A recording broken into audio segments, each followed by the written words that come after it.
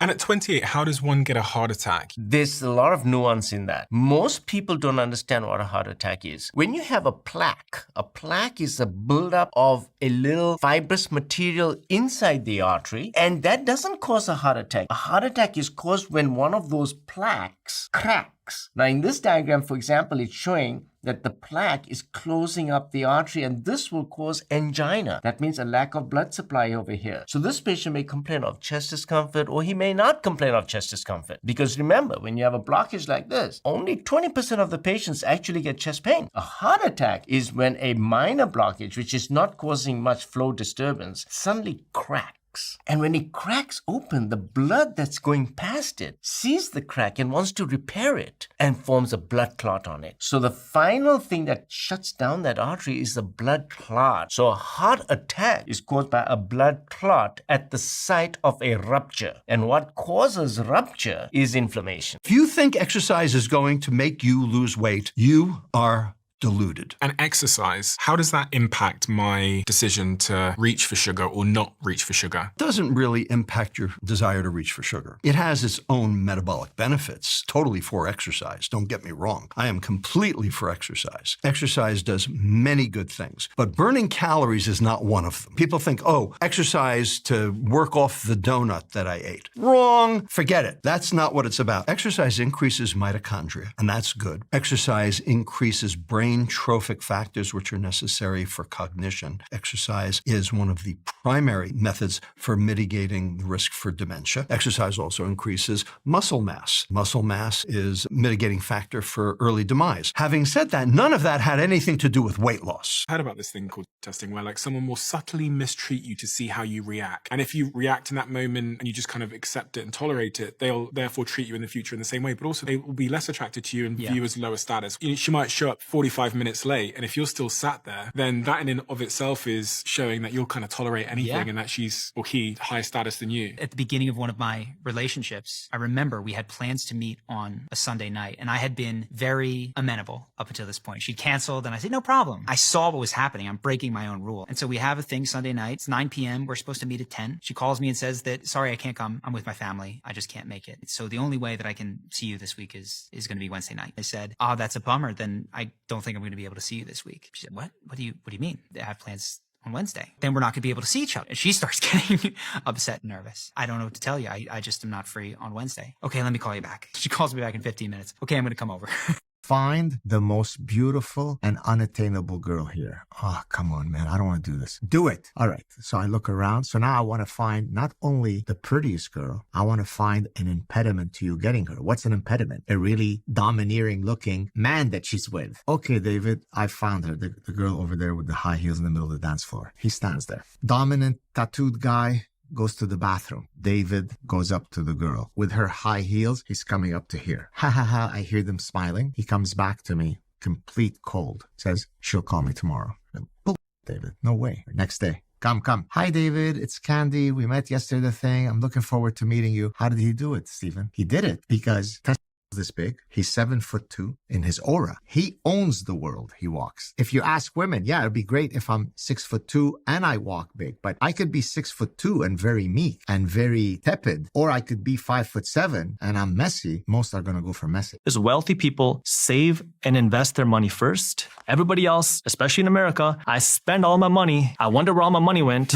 And then if there's anything left, I'll try to save and maybe invest and hopefully I'll get rich. Was he happy, Steve? Do you think he was a happy person? I never saw him happy. He was always barking at me. I never saw him happy. I don't think I ever saw him laugh. I mean, that's probably something his wife would know, but he looked like a tortured guy to me. You know, that may have been his curse. Do you love him? Yeah. I can see it in your face. I saw a lot of emotion in your face the first time you spoke about him, and I thought that's surprising for someone that barked at you. Well, he respected me. That's for sure. He wouldn't execute on my ideas. He expected me to execute on his, but he was never wrong. I started to shut up. I just started to be quiet. When I'm pissed, I go quiet. I don't say anything. I think that's the biggest thing. I learned to be quiet. I just learned to shut my mouth. And the reason why is not to be vulgar. It's because it helped me so much. Just when you talk in general, the more you talk, the more you reveal, the more people know, the more you solicit, the more people share with you, the more you get confused, the more indecisive you are, the more. And when I learned to stop, self-regulate, not not to shoot my mouth off because I was offended. You can only get offended, first of all, if you allow yourself to get offended. 65% of Americans have no idea what they spent in the last month, according to the US Bank, and 60% underestimate their monthly spending by a significant margin. A simple tip that I think people can do is just figure out how much they spend on a monthly basis. Track your expenses for 30 days, 60 days, or 90 days, and you're going to learn so much more about just your personal habits of what you do. Sometimes I'll forget that I DoorDash something for $30, or I'll forget that $15 or $20 Uber charge, and I'll just kind of file it away because I'm swiping my credit card. I'm not aware of it. It's like if you're going to the gym and you're not aware of your weight, where's your starting point? I like to give people a starting point because then they can kind of have that small step to kind of start working towards their finances in that sort of way. Does she use vocal fry? What's that? Does she ever talk like this, where it's kind of like a frying pan, where she's not using her full voice? Typically, people who use contracted small body language often have that kind of a vocal power. And so they go into a pattern like this, and then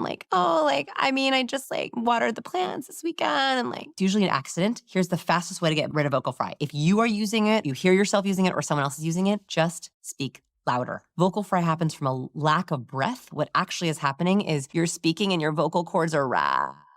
It's a terrible noise. My vocal cords rattling together. And the moment that I speak louder, It goes away. it goes away. So oftentimes when we're lacking confidence or we have tight body, we have less breath and we create vocal fry. So just ask her to speak up a little bit. In the United States, women are 40% fiber deficient, men are 50% fiber deficient. I don't think people know that. What do I need to be eating to increase my fiber? Fiber is found in anything that's non-processed, because the very act of a processed food is to take out the fiber so that you can increase the shelf life. Anything that's manufactured in a factory, for example, anything that already comes ready-made, they've taken the fiber right out of it. So you got to eat real food. So you're going to eat real vegetables. So we got to eat a little bit of all these different types of vegetables, including spices, because they will foster the growth of different types of bacterial species in your gut. The next thing is actually sleep and stress, because lack of sleep causes a change in your gut microbiome. You got to sleep 7 hours a night. And cutting down on sleep is going to affect your entire physiology, also your gut microbiome. One night you'll get insulin resistance. One night of bad sleep, you become insulin resistant the next day. You can't vouch for anybody because you don't know who people are behind closed doors. You don't. And two, anybody is capable of anything at any given moment in time if given the opportunity. If you understand that, you will not be surprised or shocked by anything or anyone. It's not that it's a morbid view of people. It's understanding people are malleable, they're susceptible, some more than others. Some may have either stronger integrity or more. I don't even think it's integrity. It's just a stronger hold on themselves to say, yes, I won't do this. No, I won't do this. And then some people are a bit more malleable. It's easier to get to them. It's easier to manipulate them. It's easier to mold them to do other things. It's easier to get them to sway in a direction. But if you understand that, you understand human behavior. If two people walked in here and one of them had the appearance of power and one of them didn't, what would the person who had the appearance of power be doing? How would they be carrying themselves? How would they be speaking? A powerful person in a meeting is kind of relaxed. They're kind of like this. They could put their bodies anywhere. Other person's all tight and nervous and aware. A powerful person has a directed focus. A weak person is always